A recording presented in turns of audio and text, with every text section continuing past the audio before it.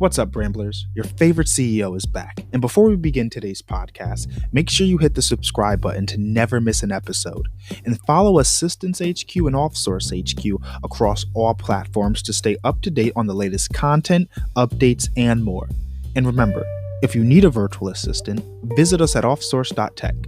Now, before we begin, a word from our sponsor.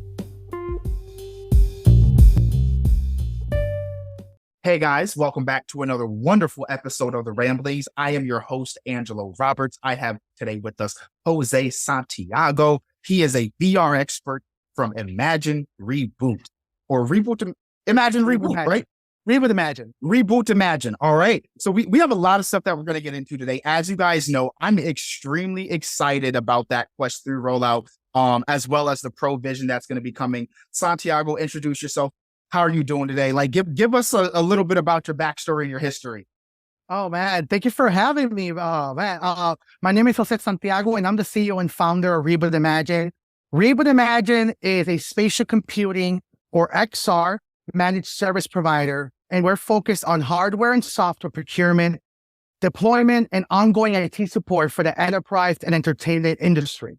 So a lot of people like to call us the Geek Squad for spatial computing, or, the CDW with the IT arm. So it's one of the first companies pioneering in this space. And I'm very glad to gospel the future of spatial computing and virtual reality with you. Thank you so much for joining us today. So for a lot of the people here, especially me, right? Once you get into the XR of things and spatial computing, especially when people have seen that the releasing for the Pro Vision or the Vision Pro, what is spatial computing, and what is the purpose of using these terms of like spatial computing versus virtual reality or even mixed reality or XR? So in reality, it's a way to actually define or inspire the ideology. One of my favorite, or rather pioneers in the virtual reality space, it's Palmer Luckey, right? The mindset behind Oculus, where before Facebook acquired it. And he actually has a very famous quote that says, virtual reality is the final forefront of interactive computers, right? So a lot of people think of virtual reality as the concept of essentially enhancing the world that you see. Spatial computing is essentially the act of engaging with virtual reality. The difficulty of that term ever going mainstream was when you look at virtual reality all-in-one headsets, they were following a roadmap typical of cell phones, right? When you think of a cell phone, they run on singular application operating systems, right? Android and iOS being the most popular ones. And think about the mindset of a cell phone, right? You're running one application. Sure, that Samsung introducing those dual screen applications and all of that sort, but these are forks into the operating system, right? So when you go down to the foundation of Android or iOS, specifically, they were designed with singular screens in mind, not the minority report vision that virtual reality kind of enables, where you have floating windows around you, multiple application screens, because there is a limitation down to the operating system level, right? Think of Microsoft Windows on a desktop versus now the Mac OS on your Apple computer. Right, these operating systems are designed to have multiple windows open and multiple applications running at the same time. You can have your editor, your podcast software opened up, your notes application without bogging down the software, right? Right. Those practices or CPU operations or down to the operating system level has not really been viable or feasible for virtual reality, at least in an all-in-one headset approach. In the last few years, we have seen amazing advancements in CPU architecture. Apple Vision Pro being one of and I'm glad you mentioned it, is one of the first forefronts in pushing that in virtual reality, which is introducing the concept of two CPUs working in tangent, where one CPU is running traditionally the operating system and the applications typical to what you see on the computer. And then all the virtual reality processing, like, biometrics, spatial mapping data, all the cool stuff that makes virtual reality virtual And augmented reality, all the infrastructure is being handled by a different CPU, right? So this is typical advancements in computing world that just makes now spatial computing viable, right? So now you're going to see operating systems that are going to be designed with multiple applications running at the same time. You're going to see the Apple operating system like Mac OS actually transitioning into now spatial computing because it has now the processor capabilities of running the same applications just on a different medium, right? So it's a really exciting forefront, and it's very difficult to call spatial computing XR, even though XR has been used as an umbrella term for virtual reality, mixed reality, and augmented reality. There had to be a term and a definition that people immediately understood. Oh, wait a minute. Yes, there are, low-level all-in-one headsets, but this is now straight up laptops that are in your eyes, right? Okay. It's spatial computers. Okay. So you mentioned that in the very first parts of the 21st century, if you will, those particular pieces of technology weren't necessarily viable for the virtual reality world and that augmentation. How did you get into it? Give us your backstory. You were mentioning a couple of things about a 90s TV show. Give us how you got into spatial computing, because that seems like the calculus of software engineering and everything. Like, it's one thing to have the mobile or cloud like platform engineering and stuff like that, but now once you get into that second CPU and you're now doing things in tandem, how did you get into that, and how fast do you have to move to be able to excel at certain things at such a young age? Oh man. So let's start with where I started, my inspiration for Reboot Imagine. It's very close to the heart, starting with the name Reboot. Hopefully some of your listeners, there was a 90s show, I think it was 1993, when they aired based from Canada, called Reboot. It was a CGI animation show. I think it was one of the first TV shows with CGI animation that pushed that came out during the 90s.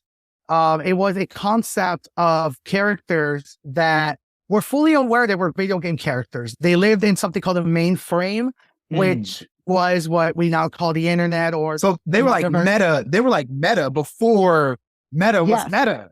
Exactly. And the term of the metaverse has existed since the 80s, right? There was a lot of vision and books written about the ideas of a world where we become one with technology.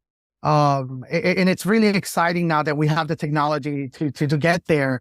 And this is something that was, fortunately for me, implanted into my mind and soul from this CGI show in the early 90s, being in Puerto Rico, growing where in an island that was starting to boom with concepts of technology. The internet just started becoming a mainstream conversation in the island. And me being, 6-7 years old, already showing signs of appreciation and love for computers. I learned the English language with a computer, and I think my parents immediately, especially my dad, recognized that there was value in the potentials of spatial computing and the computers on laptops. And I was talking about, being a video game character and talking to my parents about, hey, I know the concept of making video games is fun, but what about making live video games, right? That's something that I was talking about probably before I learned how to ride a bike. Yes, absolutely. Dive into stuff like that, right? So as you have, parents are your very first people that support and do things, and not everyone always has that. How would you say your parents taking that level of interest and feeding into your creativity played a role into deciding to continue in spatial computing and building? I think I call it survival in manifestation, right? We weren't I wasn't raised, with a lot of luxuries as most people had. And so there was my parents, especially my dad, really hard worker. And there was always a value in knowledge. And I remember my dad telling me that knowledge is power. GI Joe, growing that being embedded, and so when the concept of construction, which and mechanics, which was something that my dad, very early on, I didn't recognize what we call now an engineer. He was engineering. He was making advanced projects. He was being asked around to help. I remember one of my earliest memories of him being a hero to me was a hurricane called Hurricane George that affected Puerto Rico, pretty it devastated it, and he was part of helping with flood work, right, which is now routing the floods out of the island using construction work and cement barriers. And he was, he received a certificate of that. And I remember him telling me when you're smart, people find you. Right. And that was something that got embedded on me. And, learning English through, watching cartoons. And I mentioned the show being based from Canada. So that means that it wasn't translated in Spanish. So this was being syndicated early in the morning in English. And, I was forcing myself to learn the English language. And that inspired my parents to get me one of my most personal objects of all time. It was called the VTech Genius 5000. It was was that like the old school kids like starter toys for learning things? Absolutely. Oh my yo. I remember those. Yes. They were so pivotal for us. And to be quite honest with you, this is where it gets interesting. The VTech line of toys, they were toys. They were designed to teach you. And I was, unfortunately, even though I was 6 or 7 years old, I was too smart for my age. So there was no way that you were going to get me interested in something I didn't care about. Right. Until the Genius 5000 model. Specifically, it was sized like a laptop. It looked like a laptop, had a little clamshell, had buttons. Yeah. And that to me was just the candy with the medicine.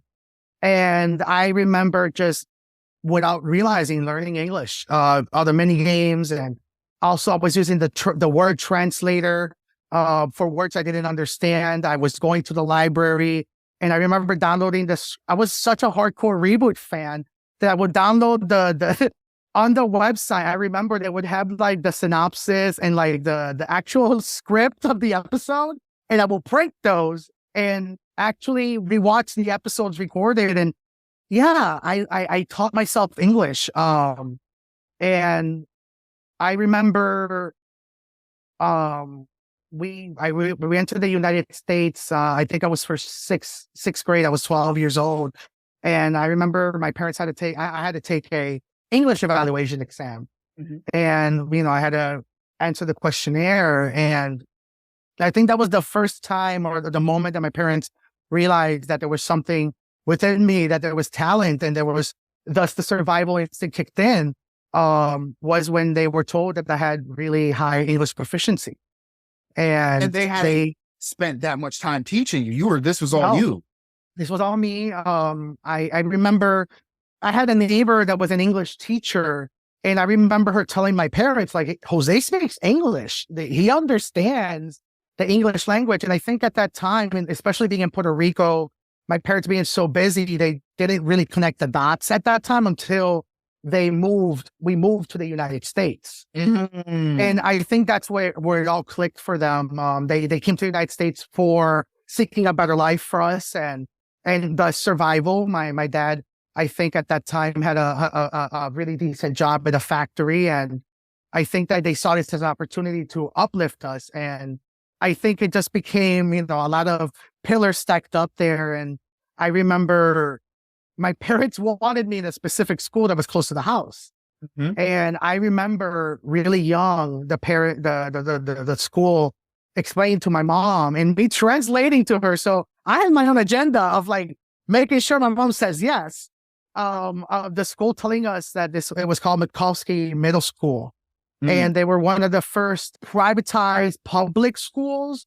And they wanted to make sure that the kids that entered it weren't just of that age, but they had the proficiency, because I think it was like the first year the school launched. And looking back now, of course, right? You want to have the brightest kids But my parents saw that as opportunity, and I remember they were being exposed to Clifford the Big Red Dog and all these, constant English shows and cartoons and growing up and I think it was just smooth sailing ever since. I think seeing my parents, work hard and me still falling in love with computers. It was smooth sailing ever then. Emulation, the idea of being able to play video games on a computer. It was same thing. Candy with the medicine. Through that, I learned about emulation and software architecture. Okay. It was It's really just been like a progressive stepping stone at each level. So you kind of got into it at the VTech. You're playing games. You're like, oh, wow, how do these games get created? I want to start making my own games. And then each step is you're learning your own things. I love that. And one of the big things that you mentioned that I feel that people that either immigrated to the US or that were born here and did not have necessarily the same access to resources have a different level of grit and a different ability to pay attention to things that interests them.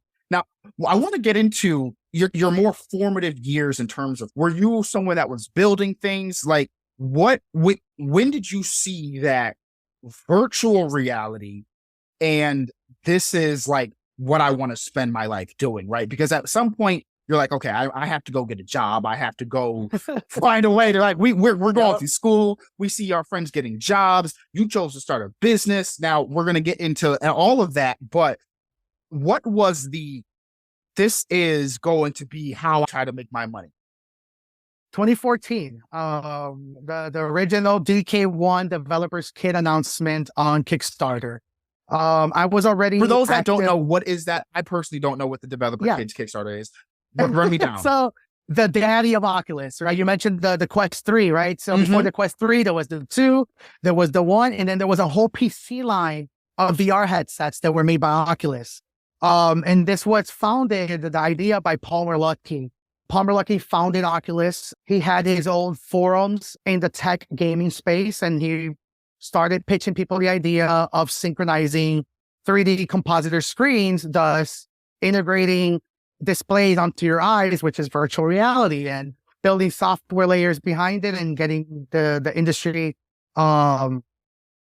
pretty much hyped up at the concept of it. The concept of virtual reality, as we know, has existed for a very long time, but has been very difficult to ever break into the mainstream. And that was the difference where Palmer Luckey actually made an argument that a lot of people in the virtual reality space at that time, most of them in the industry for 30 plus 40 years, right? So not a lot of innovation, as you mentioned, and I'm very excited that you mentioned stagnation of growth, but that also happens in levels of success, right? And that was exactly what was happening in VR. And Palmer introduced the concept like, wait a minute, if we have giant, DPI screens on the iPhones and all these Samsung devices that are meant to be looked at now from a short distance, why can't we just push that closer to the eyes? Right. What happens when we synchronize these screens? And they started talking about cell phone architecture, right? And that's really what pushed the concept of actual accessible, feasible, low size hardware headset, VR headset. And that's what led to the DK1, the developers kit 1, that was using, I believe, refurbished Samsung parts and all these components. And that led to conversations with Samsung, and that's what led to a Samsung VR headset. So it was right. All these gears connect and it goes down to Palmer. The gentleman really put gasoline on the VR industry. And I remember when he was talking about this, I was very active on a forum that was, funny enough, growing a side of it called GBA Temp. It's still there. It kind of focused more on game hardware, console hacking and modifications. And they started talking about, hey, wait a minute, how about we do this with PSP LCD screen, right? And that's what I had accessible, right? We talk about accessible technology. I couldn't afford a $1,200 Samsung Galaxy 2 and take it apart, right? So I went with what was accessible. So okay, so that actually is crazy. So I have a question now. That just brought me. So I was just in New York City I was at a CEO dinner hosted by Zenny, right? And I was sitting next to a guy. His company turns breast milk into powder. Absolutely amazing, right? But how he started in terms of his tinkering and engineering abilities was something I just recently learned that I kind of had knowledge about because I just like video games, is the Doom construct concept or something where you're breaking down anything you can get your hands on and trying to run Doom on it. Is that like a project that you tried or in any way, shape, or form tried to emulate in your own way? Yeah, absolutely.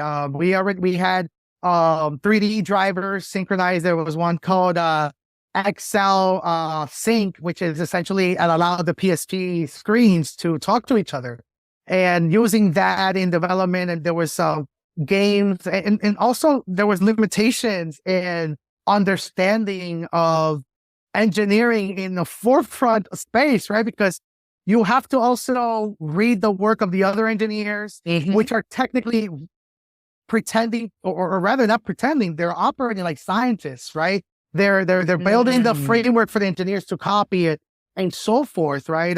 And trying to figure out how to replicate it with accessible hardware, or rather figuring out if eventually they're going to put a blockade on something and figuring out that blockade before it happens, right?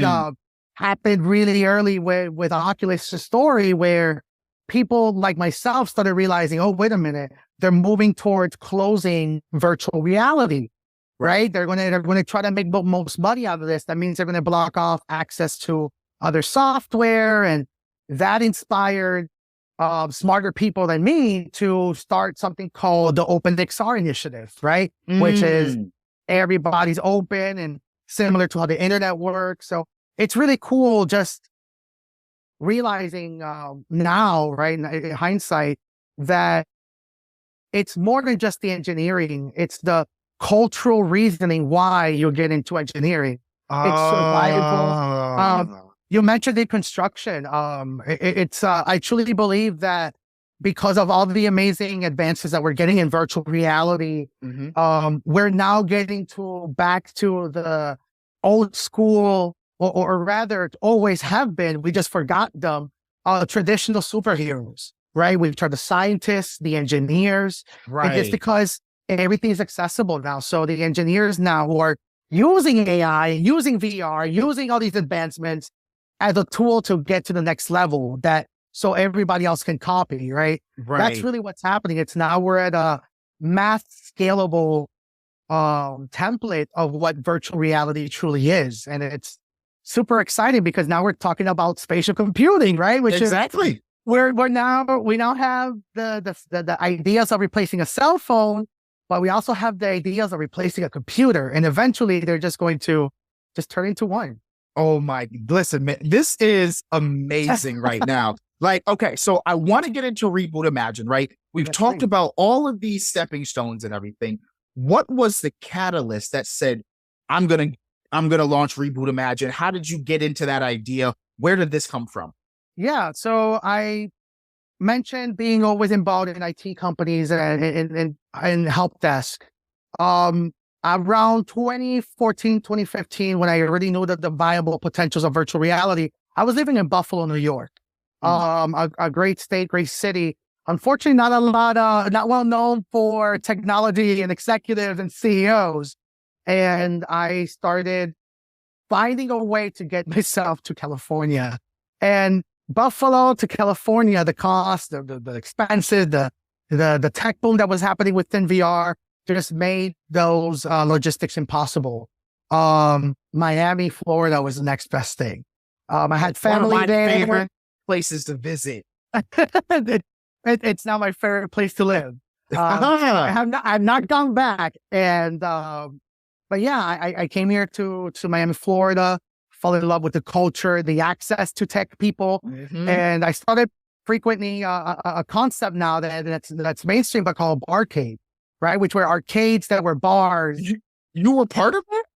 I wasn't. I was frequently the scene a lot, actually. Okay. And that is my favorite ball. Like when I growing up, I was like, okay, I need to find like a bar. Like everyone Everybody Being from the 90s, exactly. everyone had that after school, like after Yes. work kind of thing that they went to bar. I was like, I need a place that fits me, and Barcade we happened to get one in our downtown area just in time for me to be of age, where I'm like, this is perfect. A nice drink, classic games that I grew up playing and everything, like Ninja Turtles and NBA Everybody's Jam. like-minded. Everyone's like-minded. The music is great. Like, love it. Okay, so you're a barcade. You're a barcade guy. I'm attending Barcade, and that's exactly why I did it. I was like, okay, I'm rebuilding myself. I'm trying to get into the tech space, and I started doing, I was already working. I found myself a basic IT job, but at the Barcade I was frequenting, I remember talking about tech, telling them what I know, and build a rapport with the owner of the Barcade. And through that, we got into conversations about building custom arcade cabinets, and he had a few that he had bought that they were not booting up properly into Windows. I was like, dude, I can fix something like 5 minutes. If it boots up and there's a hardware issue, and all you're telling me what it sounds like is a script issue, I can fix that for you in like 5 minutes. I remember him being like, I'll give you 2 beers on the house if you fix it. It's like, dude, yeah. And it was, I think it was, I forget what the game, man, but it was a PCVR Steam game arcade cabinet. And yeah, it was a basic script. There's just a hard drive. And anyways, we fixed it, got it working. He called me his tech all the time, was calling me for basic work. That led to him one day calling me and say, hey, one of my partners in another arcade is purchasing a virtual reality amusement system. And I think he's being gypped. It's over $40,000. I need somebody technical to know that he's not getting gypped off. And I remember, showing up, pretending to be a consultant for the tech and for the guy. And I was asking a lot of questions because I also was super interested. I have never seen a virtual reality amusement system. I was like, wait a minute, what? I was here trying to survive, thinking about, getting into the gaming industry from a different angle. And I think it just clicked there. And I remember just getting a rapport with the sales guy. And it turned out that was actually the founder of the company. And he told me, hey, I actually do sales too. I'm the marketing guy. To be transparent, this is a startup. And to be quite honest with you, I didn't really know the concept of startups at that time. Mm-hmm. This was my first time. It's like, wait a minute, you can do this? You're doing all this on your own. And he was telling me, he's like, hey, yeah, we're hiring some people. We're going to take this, one way, shape, or form to CES, and we have another expo, and I need help. And I was like, well, I give them a list, and I kept pushing and annoying them, pestering them like every week, telling them, dude, I know this stuff. Like, look at my credentials. And back then, we're talking about 2016, 17. So there wasn't really a lot of VR conversations like that. And I managed to convince them. And I got involved in the arcade VR space. And I was part of a product called Box Blaster VR. It was a 4-player VR multiplayer arena, and they were selling like hotcakes. And at that time, I was super inspired of the concept of doing virtual reality. And through that, I wanted to grow my value, right? So how do I make sure that nobody comes and, and tries to do what I do? And I started bringing in, really rapid response to the space, right? We're talking about virtual reality. So these are $50 tickets at the time. And so customer service was like 9 to 5. It's a giant business at the time. I wasn't thinking about it like that. I was thinking about it, these guys will be dead within 3 years when an all-in-one headset comes in, right? That's the value of being an engineer, just being smart enough to know what's coming. Right. And so I started building this infrastructure for them about, on-demand IT support. And I started realizing that they were shopping it as a perk to their product. And once again, not knowing what startup really is at that time, I just thought like, oh man, I'm adding value to the company I work for. And the pandemic hit.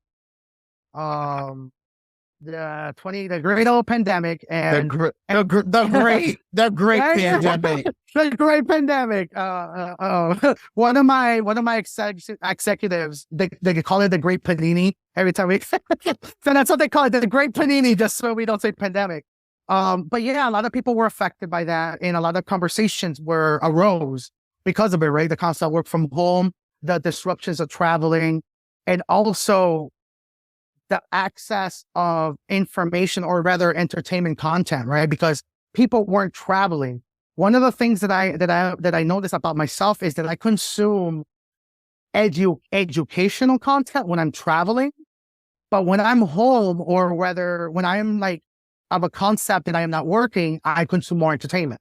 Right. I think it affected with my psychology. And during the pandemic, I feel like entertainment consumption ran rampant for a lot of people. For me, it was business as usual, right? We were a VR company, we were supporting, and my life was altered and shattered during that time, but had nothing to do with the pandemic, but rather the logistics behind it. My father, who I mentioned as my inspiration, random phone call, I believe it was January, from my mom saying, hey, he got dizzy. It could potentially be, dizziness. He's always working outside, hard construction worker. And, I remember the next day, my mom said, hey, he's still acting weird. I think we might take him to the clinic. And then an hour after that, he collapsed, and he cognitively never returned since then. Since that moment, rather, they thought it was diabetic shock. It turned out to have been category 3 or category 3.5 glioblastoma. It was pretty much terminal cancer on his brain. They gave him 6 months, held on till July 7th. And the disruption for that, right? We were living in the US, his family was in Puerto Rico, and me being, pushed left to right. And also the pandemic forcing the company I was working for to furlough all operations except me. And that to me is supposed to, as somebody who always saw his intelligence, as I mentioned, as a survival instinct, was and also dealing with the death of my father, my hero, one of the biggest, candy with the medicine pillars of getting me into what I am today, and falling in love with technology. It made me unhappy. It made me so unhappy that I still to this day cannot put into words. Being told, hey, we let go of everybody except you. You're the moneymaker. And that's how I felt. And I saw it. I remember that moment saying, if I'm so important, make me an equity owner. Like put me in that moment, in that position. And the business, the shareholders, and I was like, right. I was crushed. I was crushed in a new way, that it was just like, oh, wait a minute, this is actually how you build a business. This is actually how you I don't have to give my value to anyone to legitimize myself. This is a brand new industry. It's emerging in real time. There is a global pandemic. I understand the infrastructure of technology and where it's all going to go. I also, know the realities of cybersecurity and, the chip shortage, right? That's something that people are talking about now, but I was talking about this in 2014 because I was purchasing headsets very early on, right? So right. These were things that I already kind of knew what was going to occur and what's about to occur, that I just said no more. I remember talking to my fiance at the time, telling her like, hey, I don't like the idea of working for people anymore. I don't think I can lose my father, feel so hopeless, seeing him work so hard his life, and just to have a savings account that only does financial relief for so little. And, at that moment, she told me about her parents' story, about entrepreneurship. And that was kind of the first time that I realized, wait a minute, I have access to entrepreneurs that are in my benefit, that are going to give me the advice. And it's been something that I have not taken for granted. It's really cool that that's where Reboot Imagine generally started. Being able to connect those dots, right? And I started realizing what was the weakness for the company I was working for, right? And I started realizing customer service, the IT, also the conversations that I was having during that, right? think about the people that purchase a virtual reality amusement product, right? It's usually somebody who owns the arcade, somebody who wants to add value to his location, not his employees. They don't think about the employees. If the employees are being paid, they're going to figure out how to operate it. They're being paid. Yeah, they're just going to do what they're told. Exactly. So we started noticing that the people who were meeting at these events to buy these products have never touched their arcades for 10, 15 years. And we end up meeting their director of IT, who turns out to have just been their go-kart mechanic for 15 years and happens to know Microsoft Excel does. He has his title. And that sounds funny until you meet him and he's like, I hate technology and computers. And then you're like, how do you no. know this department? Exactly. And now you're like, oh no, we just sold a VR for technology, future tech here. Right. Like this is some high tech stuff being handled by somebody who doesn't even like computers. He's using like the old BlackBerry from 20 years ago. But that's the truth. And realizing that it's like, oh, wait a minute. This is the 90s. I was transported back to 1997. And when my parents were talking about potentially moving to the United States, and my mom and dad pulling me to the desk and being like, what does this mean, Jose? And I'm here translating government, assistance doctrine. And it's 7 or 8 years old. And I started realizing, wait a minute, this is the next steps of computers. Right. This is it. This is IT support. This is managed operations, hand holding at scale. It just clicked. It just I remember talking to now my wife, right? As I mentioned to you, my fiance at that time, it's like, hey, this is what we're going to do. Right. What I'm doing already, but for everyone, not this company, not that company, but for everyone. The industry. Yo. See, this is why we love these kinds of stories, man, because there's always a cataclysm event that almost every entrepreneur can relate to. When I first started deciding that I wanted to do off source, right before the Panini had hit in 2019, I was working from home because I had been I was so happy to have an office job. I brought my laptop. I was in a suit. It was a pet sitting company. I was in a full-blown suit. And the very first thing she says to me is, she's like, you got to make sure you feed the rabbit. I'm like, I'm in a suit.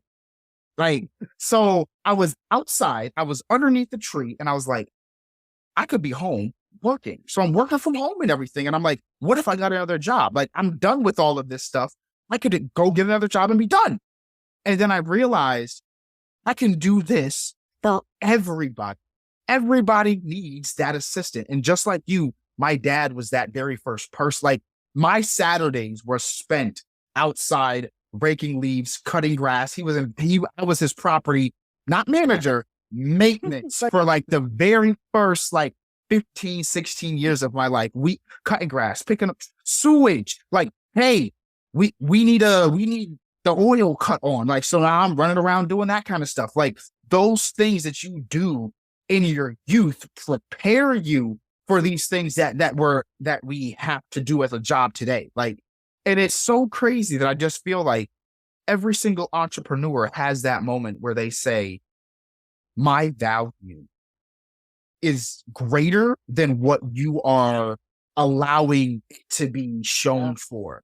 Like you said, they gave you the idea of, hey, we're going to keep you. We're not going to furlough you. You're special to us, but you're not special enough for us to give you equity.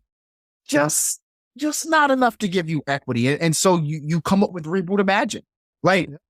Everyone, I just love seeing that cataclysm story because it's always that something happened and it's usually something good that happens in the midst of a bunch of bad things. Because how can we appreciate this? Like you said, how can I truly appreciate this? And I have all of these other things going on, and other people have all of the. Am I supposed to be happy that my coworkers that I'm the only coworker left now? Yep. Exactly. So it's a lot, and so you've been able to scale and grow Reboot how were you able to, one, mentally overcome all of that, but two, like, what did you actually do to then grow? Like, what was your strategy? You said you didn't even have a big thing in startups. Like you said, you didn't have a big knowledge of startups. So how did you, get everything started, overcome all of these personal things, and still go and start scaling a VR company and it's new?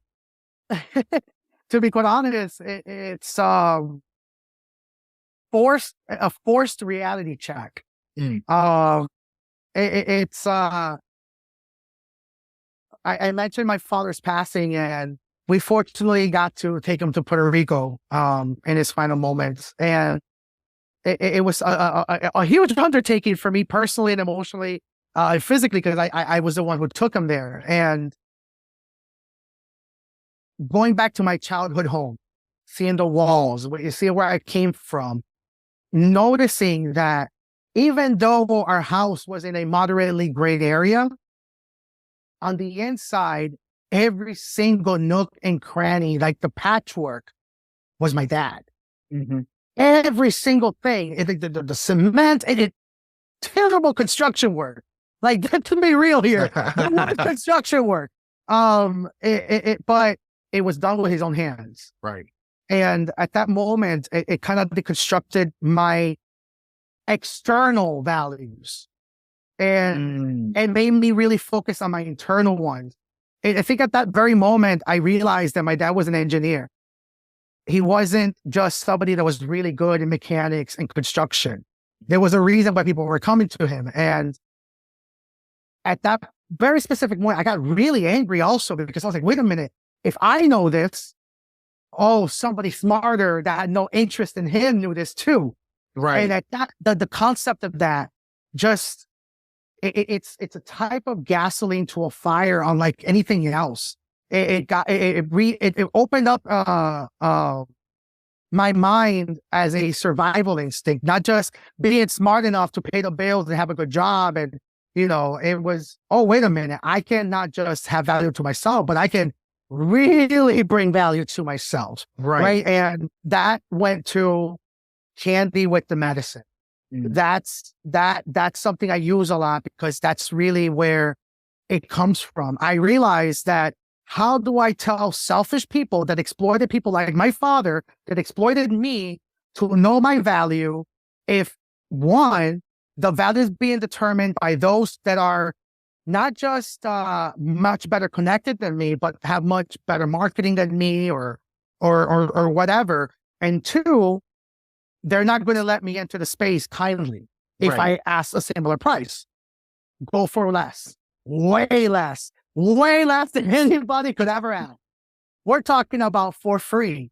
Right. I did so much IT work for free, work that I now get to evaluate at about $325,000 at the low end. Right. We're talking about for free. We're talking about building arcades, conceptualizing business models, technical development for virtual reality. Whenever I could do, fully aware, smiling the entire time that I'm being exploited, right? Because that's what you have to do when you are so aware of something that only you have. My experience, my cultural awareness, my breaking a reality. Once again, I mentioned entertainment. People are consuming much more entertainment than ever during the pandemic, and nobody asked themselves, how do we make that better? Right. Only the executives were thinking about that. And who the executives need? The engineers, the builders, the people that are fully aware of these business models. But how do you communicate that? The hand-holding at scales that it was kind of like, I was so focused on trying to get to the moon that I didn't realize, wait a minute, I am pushing the boundaries of this universe. Like, that's way below me, right? We started in location-based entertainment, right? Arcade. Mm-hmm. Little did I know that was just a tiny little speck of this industry. Enterprise blew up, right? We're talking about Apple Vision Pro. Right. So now we're at conversations about computers, and I'm getting phone calls from people that declined investing in us, right? Say, hey, wow, you mentioned spatial computing, and I remember telling you that was a silly term because it was XR all the way. I now understand what you meant. Do you mind sharing a stage with me? And it's been It's a full circle. The Full people that circle, was, man. oh my, yo, listen, every entrepreneur is waiting for that first person that declined them to come Yeah. back around and say, hey, listen, man, what were they saying again? Yeah. Like, that is what everyone's looking for. And that fire that you have, I can, bro, I can feel it from here. You wake up every day Yeah. doing something that you freaking love, Yep. that you just love. So I want to get into now this world that you love so much. What are the things that people should be aware of, right? You mentioned that you kind of got started because the owner of the barcade wanted to make sure that his partner wasn't getting ripped off. For someone that's listening to this, what would you say is something that you should look out for so that people can avoid getting ripped off? And like, hey, if like maybe they might want to come work with you, like what are the reasons that they want to come work with you outside of like obviously your technical knowledge, your story? What are the things and practices that are going on in the VR world right now that a lot of people need to be on the lookout for? A lot of companies are coming in, right? This is a gold rush. Mhm. This is the next phase of computers, right? So think about the early 90s where you had Apple, all of a sudden Gateway comes in, HP and Dell comes in swinging. That's about to happen in virtual reality and spatial computing.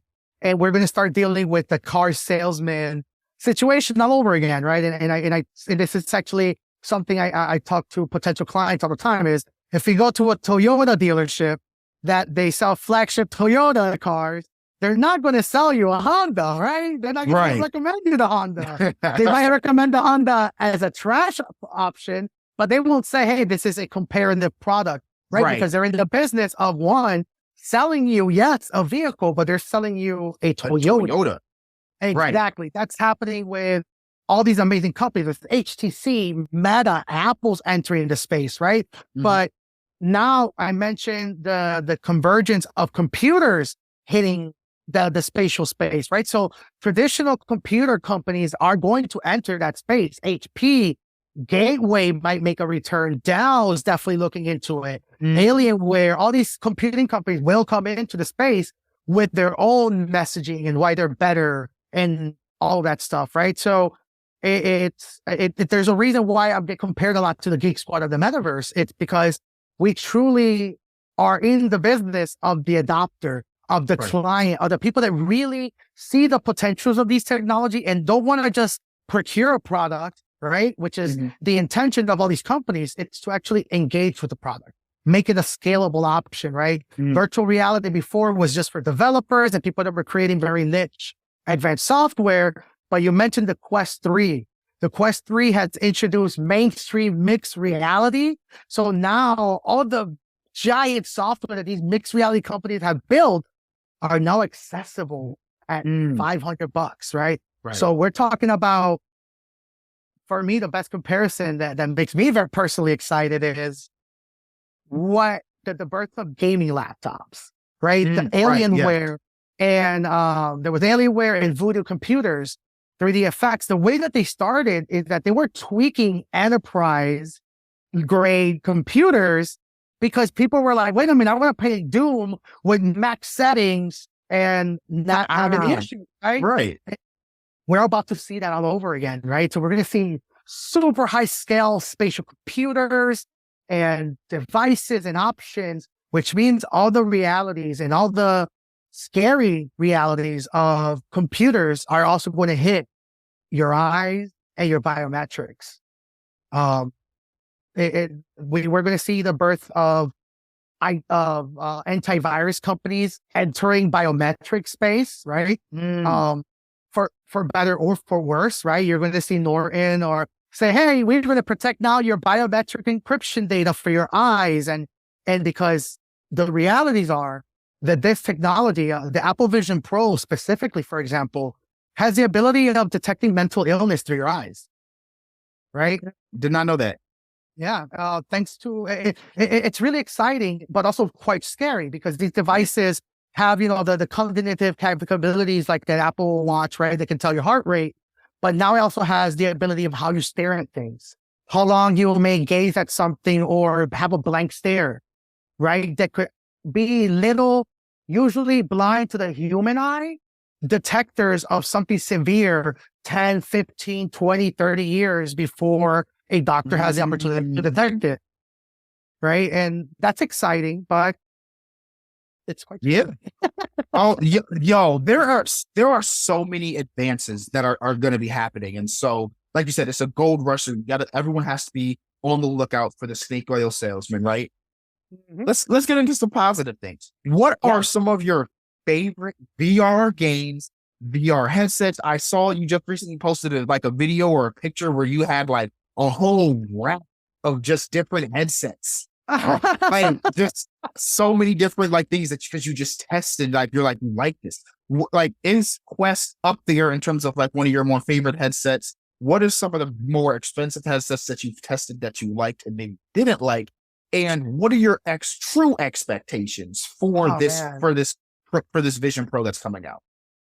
I got to be careful with my answer because there's some headsets I can't talk about. So let's say this. My personal favorite headset before the release of the Quest 3 was the Vario XR3 mixed reality headset. Okay. It pretty much carries all of the technology that the Quest 3 carried, but this was released almost 4 or 5 years ago.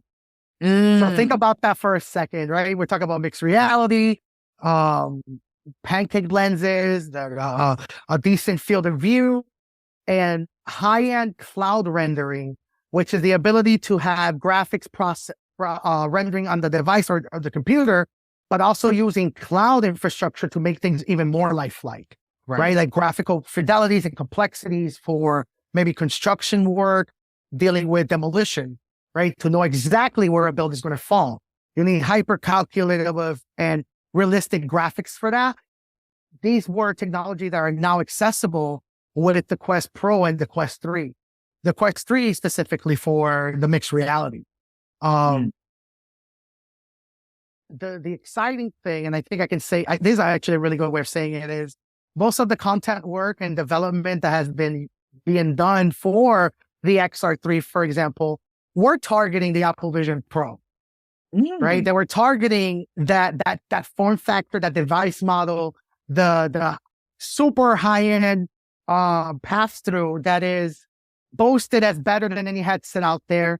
I can confirm that thanks to a lot of sources that I have directly.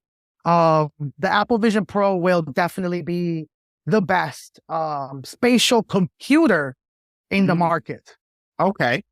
And that's the exciting part. It's the division of the two, right? We're going to have an all-in-one XR headset that can do spatial computing, right? The act of interfacing with your computer wirelessly or having different screens rendered somewhere.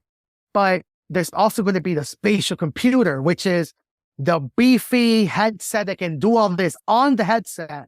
So that means that if you're on the airplane, you can still play your high-end graphics games on your headset without having it to stream, right? You're going to get the MacBook Pro in your head. That's the convergence, right? So I think where MacBook Pro or Apple Vision Pro, as they're calling it, will be the beefier gaming computer or high-end enterprise systems. We're also going to have the gaming low scale that will meet halfway down the road. So it's just super exciting to see this happening now, and all the traditional jobs, right, that are going to be born because of this, right?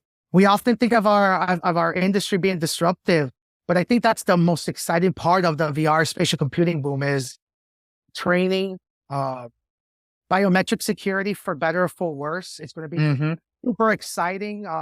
Think about people that have illnesses that they can't even be remotely near another human body, and now they get to have eye checkups from the comfort of your home, right? Or detect illnesses that, it sounds scary at first, but so did the ability of having our watch and know our heart rate.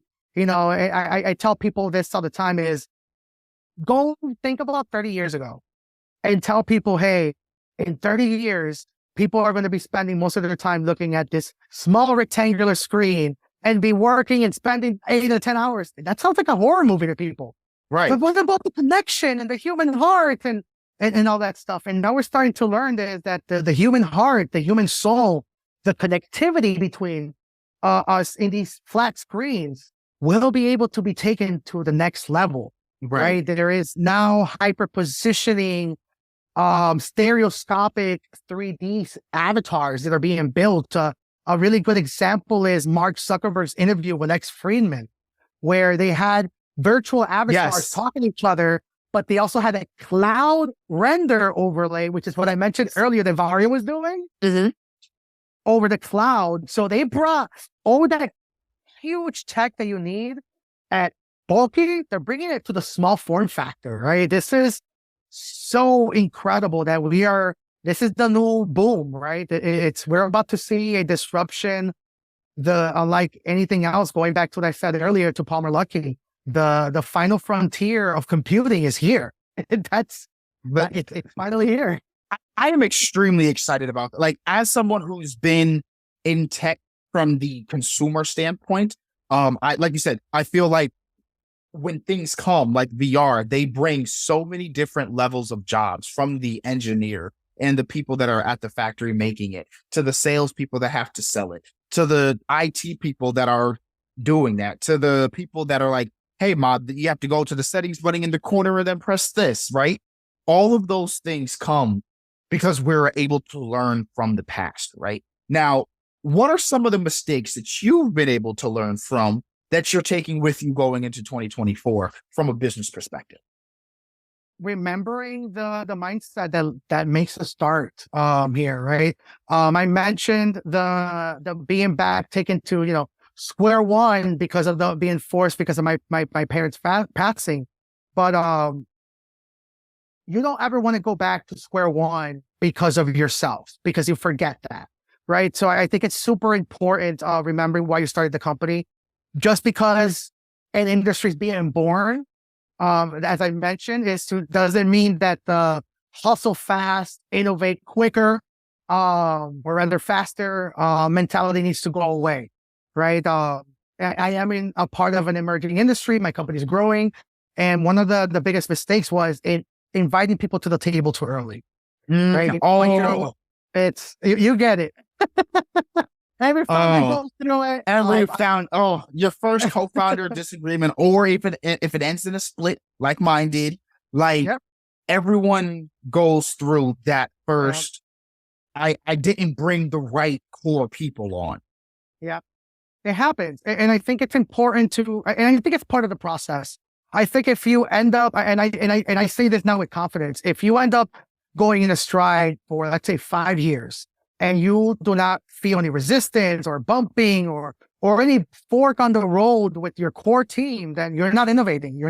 Something is definitely fundamentally wrong, right? Because at the end of the day, I personally believe that's what a real startup is, that there's nothing out there. I'm a big believer, don't reinvent the wheel just for the sake of saying you have a thinner, bigger, more rugged wheel, right? Right. The realities are that my company was the first at it. There's nothing like it at the moment. There will be competitors, but that means I love it more than them. Right. Because I was there. And if you forget that you love it more than them, that's where the collapse happens. Right? So right there. There you go. Jose, I've had some very good episodes this year, and I do not want to discount anyone's episode. This has got to, maybe because it's more of like an interesting, and businesses I just knew business. I didn't know what particular business. I didn't know software. I didn't know computers. I didn't know any. I just business.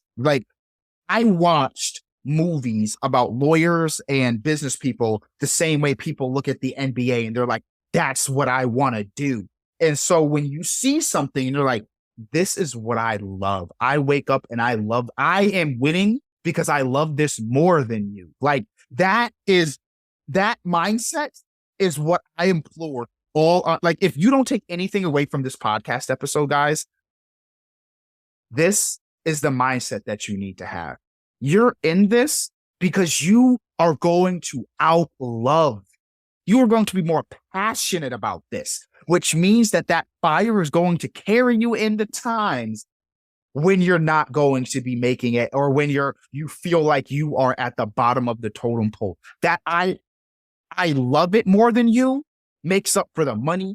It makes up for the fame. It makes up. I know that I love this more than you, and I will be around longer than you.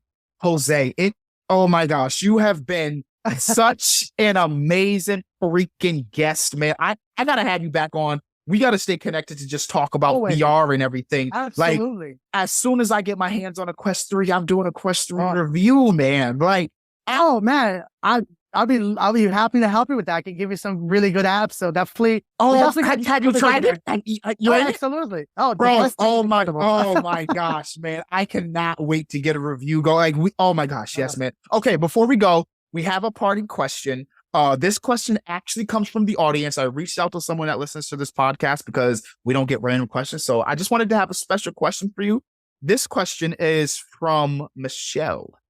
How do VR spaces charge, and what are the normal business models? If someone wanted to get into the VR event space or the VR in real life, as you handle and as you do, let's call it like a VR cafe. That was something specifically that they mentioned. Okay. What is the business model typically? How do they charge? What is your expertise, and where can you come in to help these people? So licensing is the way of the future. That's the exciting part of standardized, or rather the disruption of a lot of options in headsets that can all do the same thing, which means that there's no longer one headset fits everybody. So I think market research is incredibly important, right? If you want to open up a cafe, definitely understand what demographic you're trying to go after, do surveys. That's something that my company does. It's kind of I call it the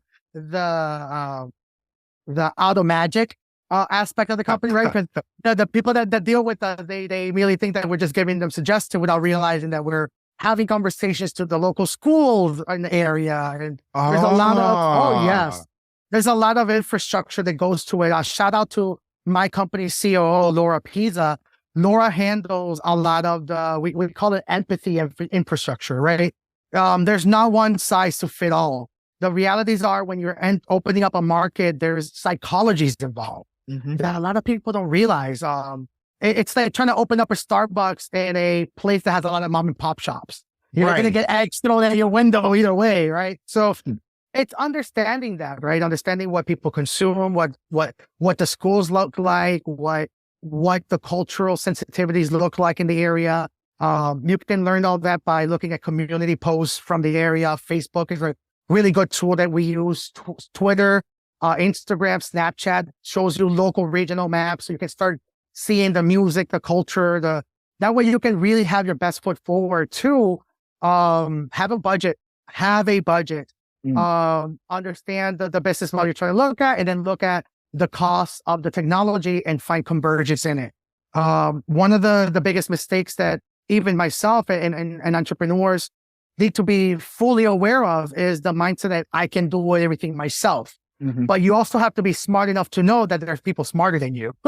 That's the important one, right? To work with people that make you feel that way, that they're able to complement that, right? I work with a lot of companies, amazing business mindsets that just need our technical expertise, and they're looking for the puzzle piece that fits into their business mindset, right? So with that requires a lot of understanding, business model understanding, a lot of conversations. So for pricing, I would say look at licensing models and then look at the costs of different arcades. Do a lot of research. Not to boost my company, but it's really important to look at boost your company. This is the underlying. Listen, shameless plug yourself all the way through. Shameless plug. Reboot Imagine. Quite frankly, there's no company unlike us. We have the data. There are a lot of companies that do the arcade and entertainment consulting, but look at the money behind it, right? They have partnerships with HTC or Meta, right? Which are the mentality. we are hardware agnostic. We are a company that's slowly growing, but always growing, right? Right. Unlike all these companies that require marketing facades in order to boost their values, we actually have the data, we have the clients, we understand the cultural sensitivities, right? I mean, being a Puerto Rican founder, we know how difficult it is to have consultants that don't even understand your core DNA, your ability to talk to people that they don't understand why you're starting a business. They just want to sell you a product, right? So it's super important to work with people that are fully aware of that, and they started a company because of that, right? That's Reboot Imagine. So yes, you can do it yourself. We do provide that infrastructure. We have enterprise products. We have vendor relation programs for people that just say, hey, we want to do it ourselves, and we have the headsets. We have amazing partnerships, and we also do the outsourcing IT, right? Which is something that's really booming in spatial IT, right? So some companies say, hey, we want to do, sell IT work for headsets, but we don't want to say Reboot Imagine. We want to say our name. So first party, we do it all the time. We do that from a lot of big companies that boast their customer service, but we're the guys behind it. So it's literally, Reboot Imagine is so much the DNA that we are happily being the DNA for a lot of companies. Oh, bro, man, I love Reboot Imagine is now my favorite like VR company now, because like that's the exact same way we at Offsource do what we do. We are the infrastructure, that very like admin, right? If you're a technical company, you want to hire engineers because they're helping you build. Admins, graphic people, they're your back end. They're the people that CEOs are like, I'm gonna do your job first. I will do your job before I do their job. So like being that infrastructure is like, I always just said, hey, if you're the assistant to the CEO of whatever you want to do, if you want to be in VR, go be the assistant to the person that's in VR. Like you said, you were doing work that's $325,000 for free. Like that is a value proposition that literally cannot be turned down. And you're doing it with the smile on your face, knowing that the person that is hiring you feels like they're getting over because they feel like they're exploiting you. Oh, it's so good. It's such a satisfying feeling, especially when they reveal their teeth, their sharp teeth, and it's like, I never had any malicious intent. Man, I cannot wait to get this episode live. I'm editing as soon as I get off of this. But Jose, thank you so much for taking this hour and 13 minutes to sit with me and really not only shed light and share your experiences, but share the knowledge that you took the years, the decades to accumulate. That's not something easy that we ask to give back to the community in that way. And maybe your story might help and be shared with someone that says, hey, I'm going through something right now. Maybe this is my time. Because I have a friend that I try to convince every single time I see him, which is almost every day at this point, to be an entrepreneur, because he can't stand working for other people, but he can't leave because he needs that stability. He came from the Dominican Republic. He learned to speak English like on the fly when he got here and everything. And so for him, it's like, I work at this okay job. I may hate everybody here and it's like a bane to my existence, but that stability, right? Yeah. Everyone goes through that crux. And I feel like he's at that point. And if for anyone that's at that point, I feel that your story will put them over that edge to say, hey, listen, I'm going to go do it. And if anyone's looking to open up a VR or needs any kind of IT support in that space, I'm saying go to Reboot Imagine and listen. If you hear the next couple of podcasts and hear this is sponsored by Reboot Imagine, he didn't pay. I just love the company that much. Thank you so much, man. This has been an absolute joy for me. I love talking about this, and knowledge is power, and knowledge is absolute power, and we must share it and share it and share it and share it forth, or else there's no growth. So thank you again.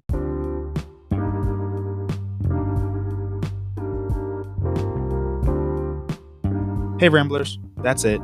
Podcast is over. Don't leave yet though. If you enjoyed today's episode, make sure to like, share, and subscribe to the podcast, and follow us on YouTube at Offsource HQ. We'll see you next time.